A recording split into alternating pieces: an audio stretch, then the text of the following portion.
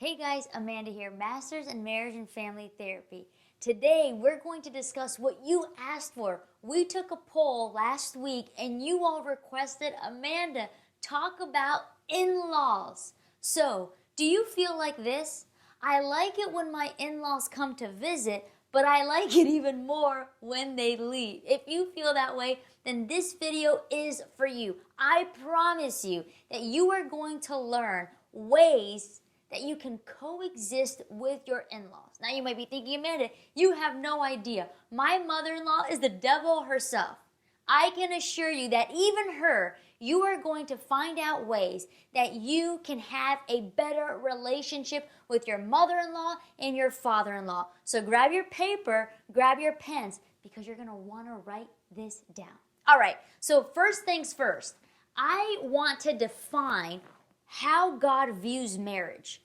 Do you know how he defines it? And the reason this is so important, it's because it's going to create the foundation for every other tip or point that we are going to be discussing here tonight. So here it goes.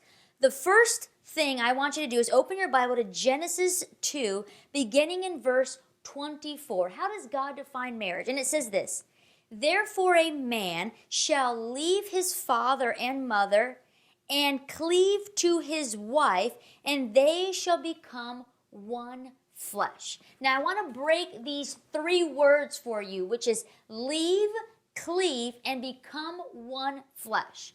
Point number one is, what is God's definition? And his definition, you're going to write there on your paper, one flesh. So first, what does it mean to leave? In the original, in the Hebrew, it means to abandon, forsake. Moses, which is the author of the book of Genesis, he wrote it in such a way where in his time, culturally speaking, it was appropriate that the woman would leave her father and mother. But Moses chooses a word that he is also telling the man that he needs to leave his father and mother. And this was revolutionary for his culture at that time. Man also had to leave. And when they left, these two were to form a distinct family of their own.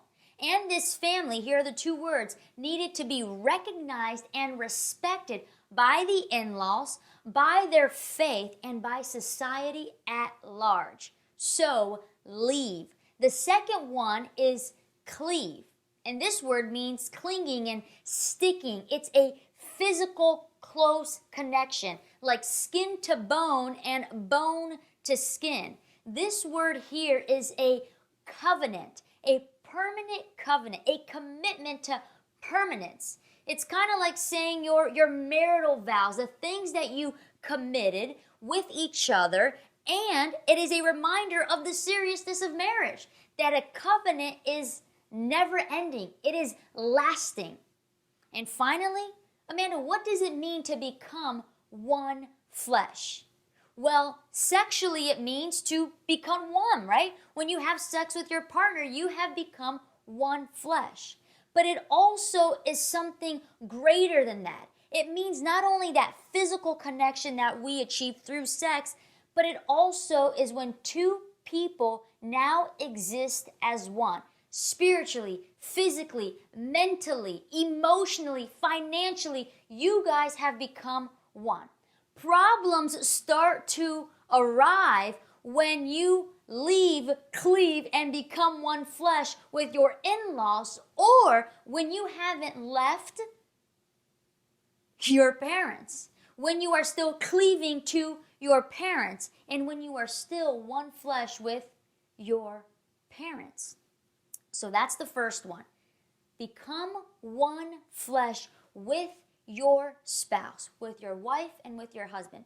It doesn't say there that you're going to become one flesh with your parents or become one flesh with your in-laws. Okay, now that we have this foundation, we are going to go to point number 2, which is this: offer reassurance while establishing boundaries.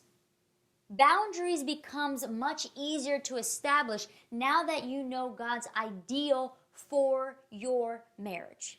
Now remember, while you are offering reassurance as you establish these boundaries, don't make this mistake in assuming that you're simply going to ignore everything your in-laws want, that you're simply just going to ignore their request.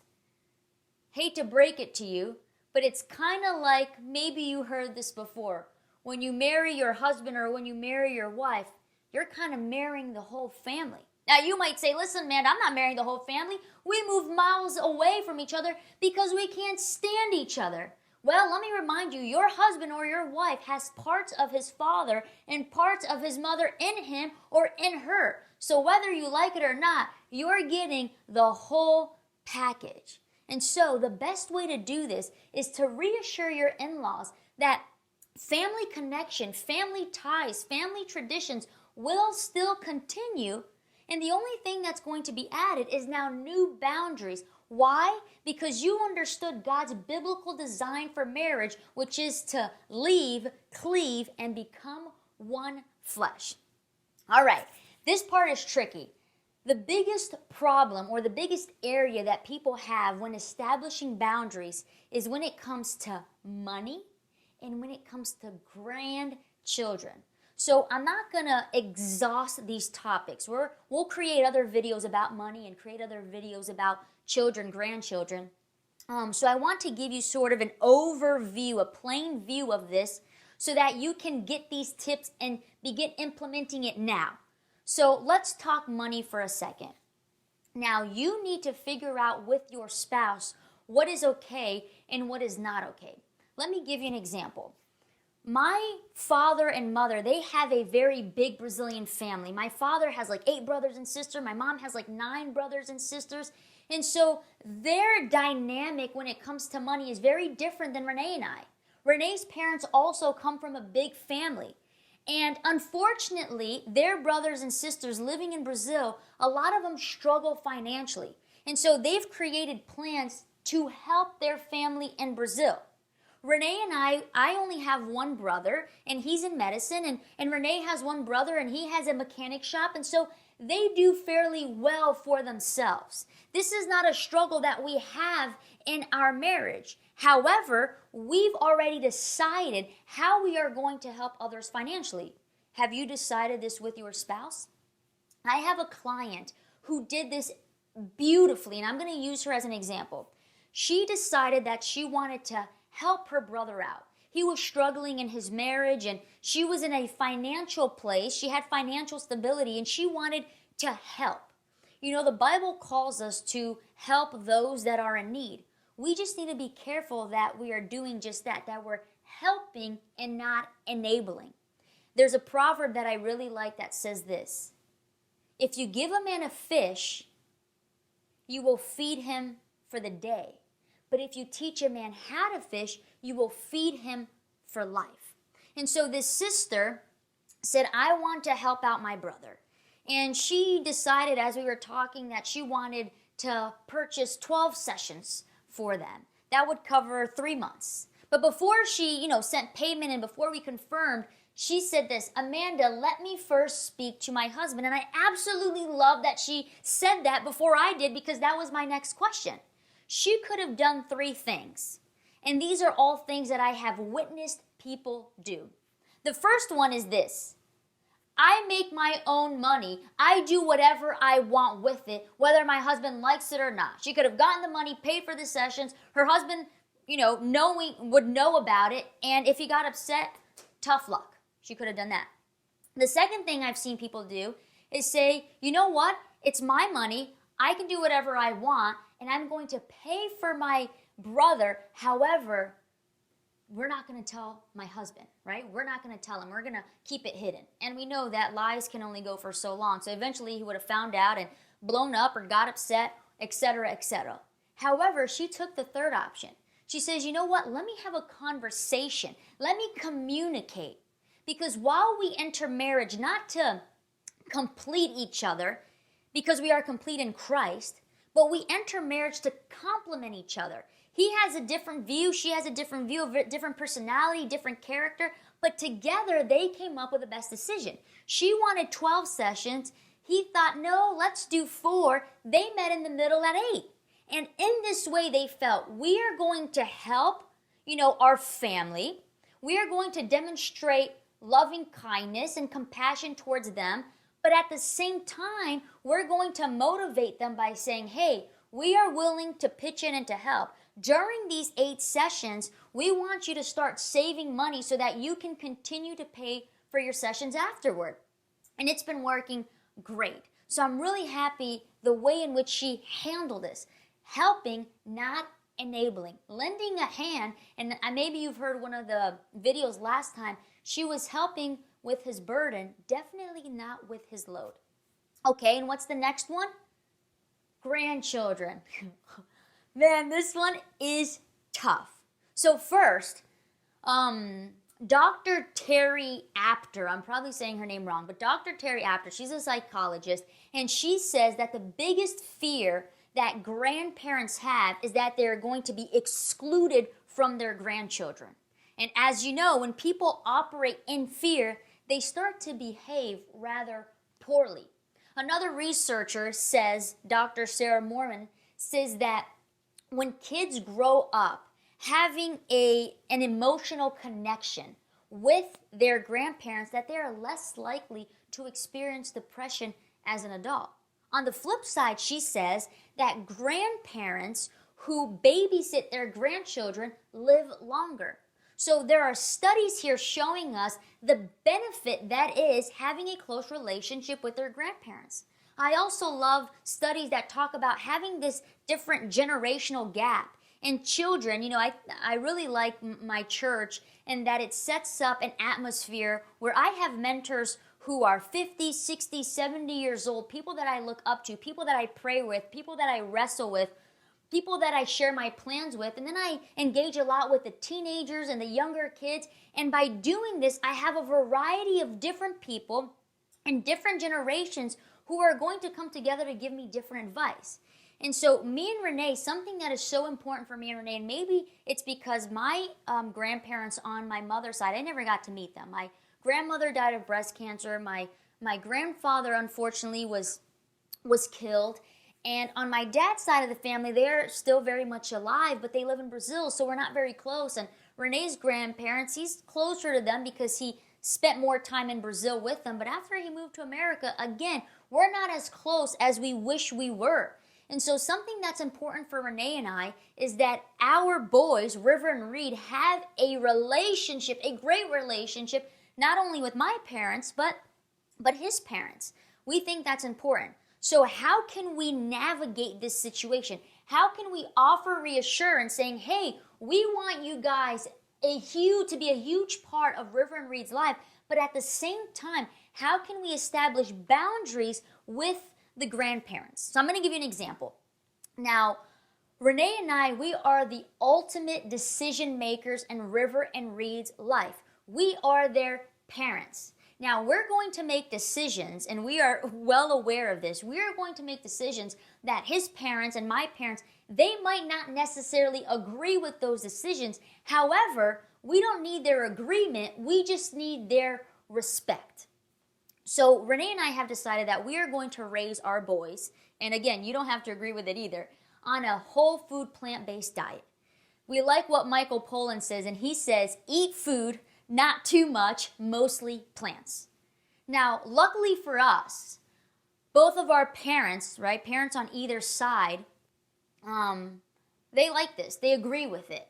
My mom's a vegetarian. My dad eats the occasional meat, and Renee's mom and dad, they're very health conscious. Fun fact, Renee's brother, I don't want to go on a rant here, but I think it's pretty amazing. Renee's brother, when he was younger, he actually had leukemia and was healed just with food, just with plants. Now, again, you don't need to agree with it. This is what happened for him. This was their reality.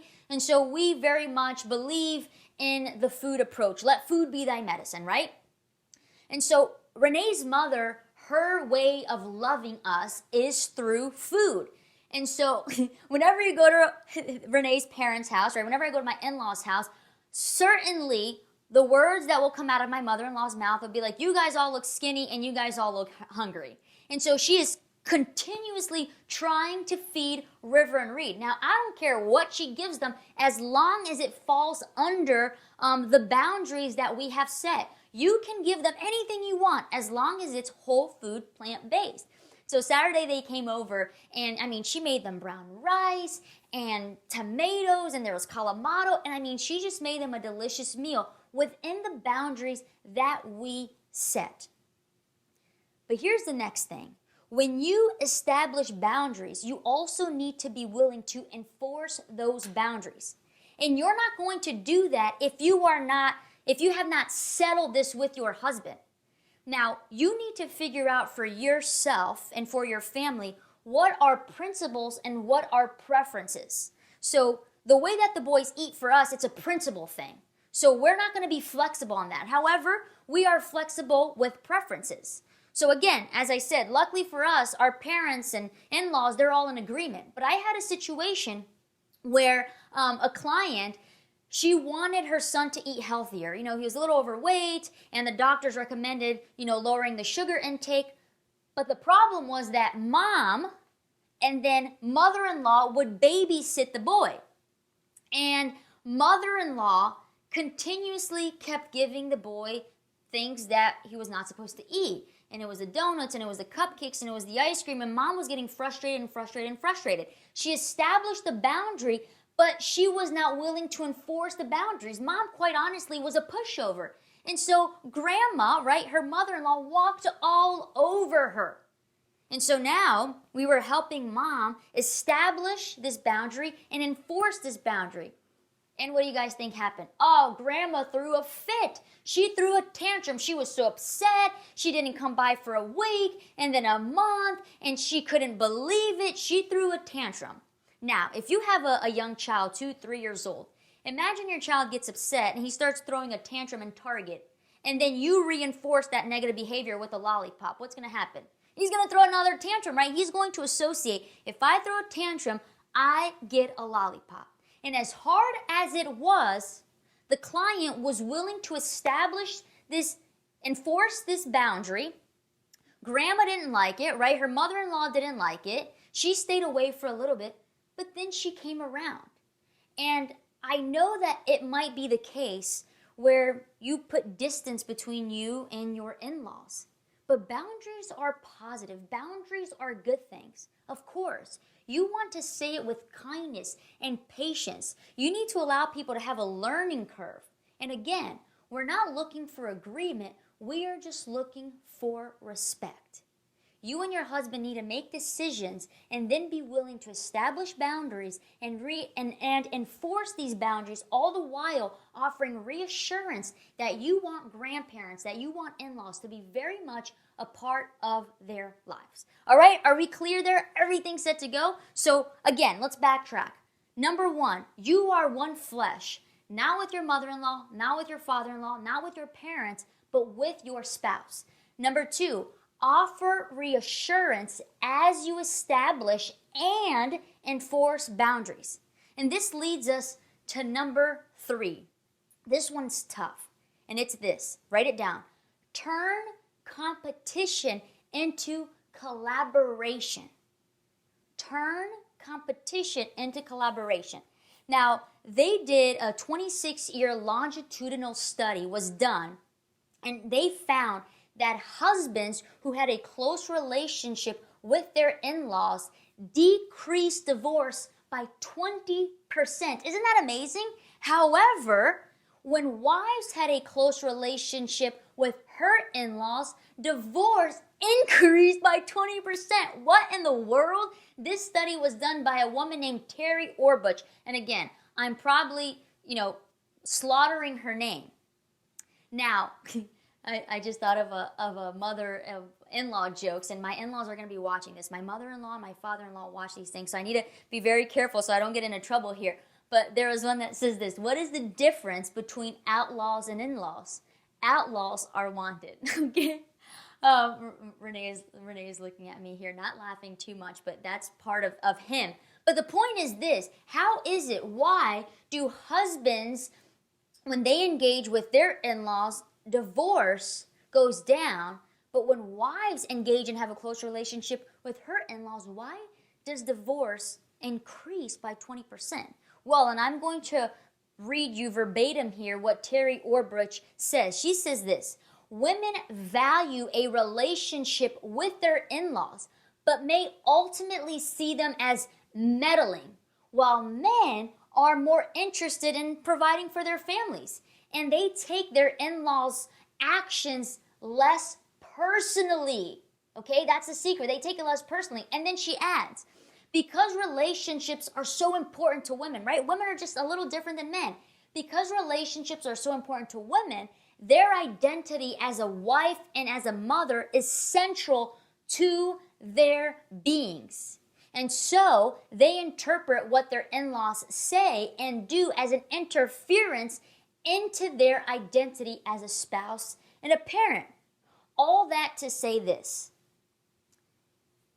If my mother-in-law says something negative to me, and maybe it's not even negative, maybe it's something, hey, I would do this differently. Again, we're different, right? I might see that as an attack on my identity as a mother or wife. I'm, let's say, more sensitive in this area. Whereas if my mom or my dad says something to Renee, literally, he'd be like, okay, whatever. But it would affect me more. So here's my advice. If there are in-laws watching this, if you have a daughter-in-law or if you have a son-in-law, I want you to listen to this advice. If you have a son-in-law, cultivate a relationship with him. I mean, get close to him. Why? Well, because you're going to decrease divorce by 20%. Not only that, but husbands, if you have a close relationship to your wife's parents, she's going to love it. Remember, she values relationships. Something that I appreciate in Renee is that he has a great relationship with my father, a great relationship with my mother, and I will extend that. And he has an awesome relationship with my brother. This is something that is important to me. This is something I appreciate, and I've already said multiple times, I don't know that I'd be able to be married to someone who didn't have a great relationship with my parents and with my brother. Why? Because I value relationships. Now, on the flip side, if you have a daughter-in-law, mother-in-laws, father-in-laws, you can offer advice, but do it in a loving way. She might still get a little sensitive about it because, again, her identity is fully attached to who she is as a mother and who she is as a wife. So, sprinkle your advice with grace. Sprinkle it with love. First, affirm her, encourage her, lift her up, and then put something in. But don't just keep saying negative things without saying one positive things. And now here's something for you who are a daughter-in-law. Give yourself grace. You know what matters more? Not what your mother-in-law or your father-in-law think about you, but who God thinks about you. Offer yourself grace. You do to your best ability. You be the best mother and the best wife you can be. And in all the areas that you lack, God will be faithful to do his part.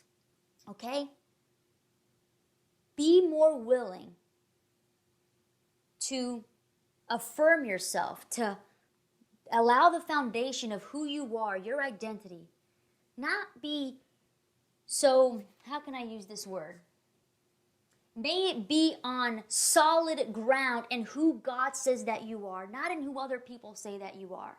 And as you take on the identity of who God says you are, then you are going to not care too much about what others say or don't say. But again, mother-in-law and father-in-law, say it with grace, say it in love. Now, turn competition into collaboration. I want to give you an example. I already said it before. My mother-in-law, cooking is her jam. She loves doing it. She will feed everyone. It is her love language. And when I married Renee, part of my vows was literally almost an apology stating, I am so sorry. Listen, dude, I'm not going to cook like your mother. And for the first few months of marriage, Renee struggled. And I think his struggle was, do I like sex more than I like food, right? Because I was not cooking like mom. And it didn't matter how much I tried to replicate her recipes. I don't know. I couldn't do it. I would burn rice. I would burn so much stuff in the first months of marriage. And poor Renee, he would just swallow that thing in the name of Jesus. And I'm sure he got homesick over his mom's cooked meals. And so I didn't want to turn this into a competition. My mother-in-law said that it was always a competition between her and her mother-in-law because her mother-in-law thought she cooked better. And I said, you know what? I'm not even going to go there. Why? Because I'm a sore loser, and I knew that against her, I was going to lose. So instead of making it a competition, I decided I'm going to collaborate with this woman. I am going to use her strengths and then use my strengths. So this is an example. This is something that I do, and you can think of your own way to turn competition into collaboration. For our wedding, we had a whole lot of people. You know, we have a big Brazilian family, we have a big church family. We had 300 people in our wedding. And I told my mother-in-law, listen, you are in charge of the food. And in that moment, when I gave her this task, I didn't care what the woman decided to make. She could make whatever she wanted to make, the quantity of what she wanted to make. I wasn't micromanaging her. I fully allowed her to do what is her passion. And for the bridal shower, she cooked. For the wedding, she cooked. For my baby shower, she cooked. And recently now, for the boy's 1-year-old birthday, she cooked. My mom did all the decoration. She cooked. And me, well, I didn't do much of anything. But the point is, turn competition, I should say, into collaboration and use people's strength. Okay, we got 2 more to go. The 4th one is this: be kind. We often forget this. If you don't have anything nice to say, don't say anything at all. Proverbs 11:17 says it like this: a man who is kind benefits himself, but a cruel man hurts himself. When you aren't being kind, it's having a direct effect on you. The other verse here in Proverbs, it's really important that you read Proverbs, especially if you have a very difficult mother-in-law. I mean, I'm telling you, read Proverbs, read Proverbs. I read this one today. I like to read Proverbs depending on the date. So today's the 15th, so I read Proverbs 15, and it says this: a soft answer turns away wrath, but a harsh word stirs up anger. And then my Bible has a little commentary here by a woman named Ellen White, and she says this: if impatient words are spoken to you, never reply in the same spirit. If your mother-in-law is mean to you, that is a reflection of her character. But if you are mean back, then that is a reflection of your character. What people say about you, the bad stuff she says about you, that is not truth. If she says mean things about you, it does not harm your character. If you say mean things about her, it will harm your character. Why? Because of what we just read. Being kind benefits yourself. Being cruel, you hurt yourself. And so she continues and says this: remember that a soft answer turns away wrath. And there is wonderful power, and here it goes, ladies, in silence. I have a really hard time with this, okay? It's really hard for me to stay quiet. So Renee does this awesome. I cannot keep my mouth shut. But look at this. There is wonderful power in silence. Words spoken in reply to one who is angry sometimes, and she says sometimes, but I would literally say all the time, serves only to exacerbate. But anger met with silence and and it has to be in a certain way because you don't want to stonewall your mother-in-law. Anger met with silence and a tender, forbearing spirit quickly dies away. So be quiet, be kind, and use the advice of Jesus. Jesus says this: love your enemy, do good to them, be kind to them, and pray for them. And here's one thing, ladies, and gentlemen's also, I'm talking a lot about mother-in-laws and daughter-in-laws because research shows that it is one of the most difficult relationships. But it doesn't have to be that way. Now, I want to give you an example, and this is one that is very close to home. My mother has a really tough mother-in-law. I mean, she is tough. And the reason I'm sharing this to you using my mom and my mother-in-law, who is very much alive, but she doesn't speak English. She only speaks Portuguese, so she won't have a clue what I'm saying, right? She watches my videos, I think, but, she thinks I'm saying, I don't know what she thinks. I mean, she doesn't understand English. But my grandma, which is my mom's, right, mother-in-law, she's very difficult. My father was previously married, and they went to Brazil, and they were going to do a photo shoot. It was for her birthday. They surprised her. They went there for her birthday. And my grandma says this: I want to take a picture with all my sons and all my daughters and all my daughter-in-laws and son-in-laws. And my mom was about to get up, and my grandma quickly grabs my dad's ex-wife for the picture. And then my mom sat down, kind of trying to like pretend like she wasn't going to get up. And in that moment, I thought my mom just was so wise, because in that moment, my mom didn't, my mom didn't stir up problems. My mom didn't run over to my dad. My dad, I mean, he's kind of out to lunch. So he was there in the picture, just cheesing away, not even knowing what had happened. After the fact, my mom went up to my dad and explained what had happened. And these are the moments, men, where you need to sort of stand up. While you're not going to allow your wife to constantly speak poorly about your mom. And wives, don't put your husband in a situation where they have to choose between you and their mother. That's not a cool position to be in. So while my mother didn't create conflict, and in this moment, later my dad, in a very respectful way, in a very kind way, called his mother and established boundaries and said, hey, listen, what you did was not acceptable, and you hurt my wife. I'm not going to get back with my ex-mom. I'm very happily married to my wife. My grandma ultimately apologized, but this isn't the first time my grandma has done these things to my mom.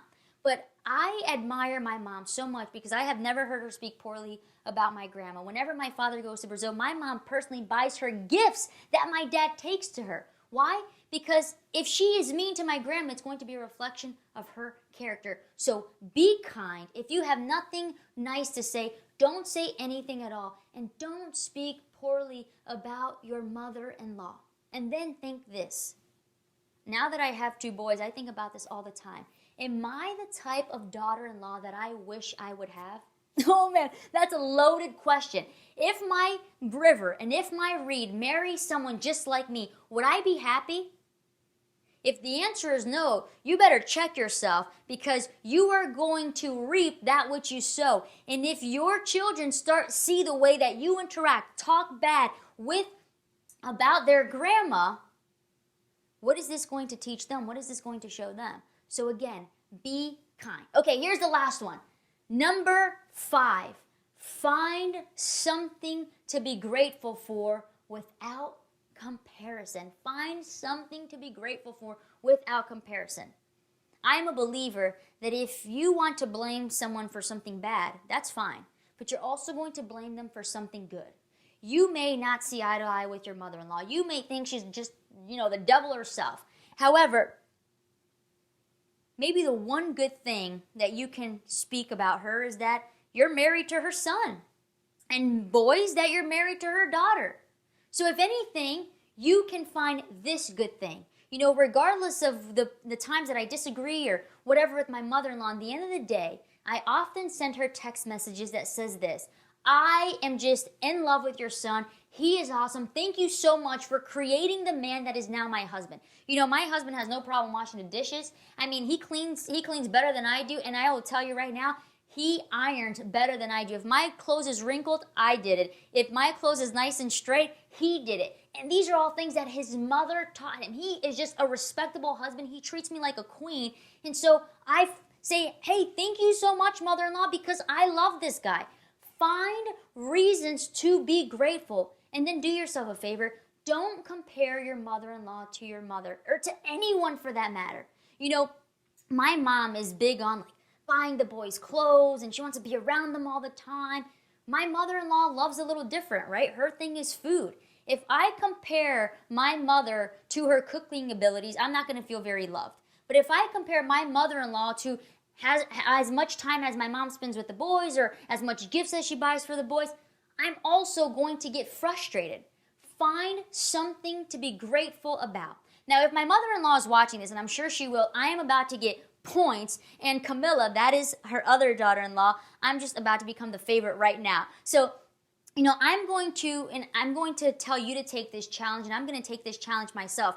I want you to express gratitude towards your mother-in-law today. Send her a text message right now and find something to be grateful for. So, mother-in-law, if you're watching, here's what I'm grateful for. When I was in the hospital with River and Reed, they were born at 30 weeks, preemies, and I stayed in the hospital for 1 month.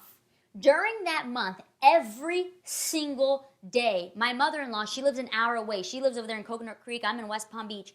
She would drive an hour every single morning to drop off homemade food. Isn't that absolutely amazing? Stop focusing on the negatives and focus on the positive. So mother-in-law, I love you. Thank you so much for your demonstration of love towards me. I appreciate the meals. You know, the meals were so great. My breast milk was out of control. The nurses literally said, Amanda, what are you eating? Because there is so much vitamins and minerals and just goodness in your breast milk. And that was all thanks to my mother-in-law. I'm going to leave you with this. One more joke just because I can't help myself. Okay, so here it goes. Hopefully Renee will laugh on this one. They said that there was a psychologist and he was running a group therapy session. There was a bunch of people there and they were all just not loving life. They were all very much suicidal and they said, I have no reason to live. And so the psychologist was thinking of ways, how can I get these people to think outside themselves? And so he says, I know, I'm going to ask them a question. And he says this, if you had 3 weeks, 21 days to live, what would you do? And so hands start to shoot up. One lady says, you know, I would go to the homeless shelters and there I would feed them and I would spend time with them because honestly, we don't do that enough. I would see people in their suffering. Everyone clap their hand. Wow, that's incredible. That's amazing.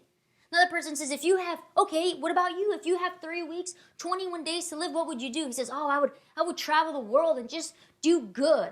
I would stop worrying about the tiny things of life and I would want to see people suffering. And I would there in those moments feel like I could do something to lessen their pain. Everyone clapped their hand. That's amazing. One more person came up, says, what about you? What would you do if you had 3 weeks, 21 days to live? Oh man, I would go reunite with my family. I haven't spoken to them in such a long time. And if I had just 21 days left to live, I would go reconnect with my family. Again, everyone claps their hand. Then one guy all the way in the back, he raises his hand. So they said, okay, what about you? He says, if I had 3 weeks, 21 days to live, I would go to my mother-in-law's house. And everyone looked really confused and said, what in the world? If you had 3 weeks, you'd go to your mother-in-law's house? And so you can imagine everyone looked confused. And so the psychologist says, well, why? He goes, if I had 21 days, 3 weeks, I'd go to my mother-in-law's house because it would be the longest 21 days of my life, right? And everyone uproared. Look, I got a little smirk from Renee. But here's the point. You know, I want you to have a long life, and I pray you have a long life. And it might involve your mother-in-law and your father-in-law. So make the best of it. Apply these steps. Remember, you are one flesh with your spouse. Number 2, offer reassurance while you establish and enforce boundaries. Number 3, turn competition into collaboration. Find people's strengths and use it. Number 4, be kind. If you don't have anything nice to say, don't say anything at all. Be silent. Pray for your mother-in-law and present Jesus to her in such a way that 2 things are going to happen. Either she is going to start mirroring your kindness, you are just going to break her with your kindness, or she's simply going to be away from your presence because she's not going to take your forgiveness, your love, and your grace, so she's simply going to stay away. That's fine also. And finally, number 5, find something to be grateful for and don't compare. I hope that was helpful to you. If it was, please like, share, subscribe, and I can't wait for the next topic. See you guys soon.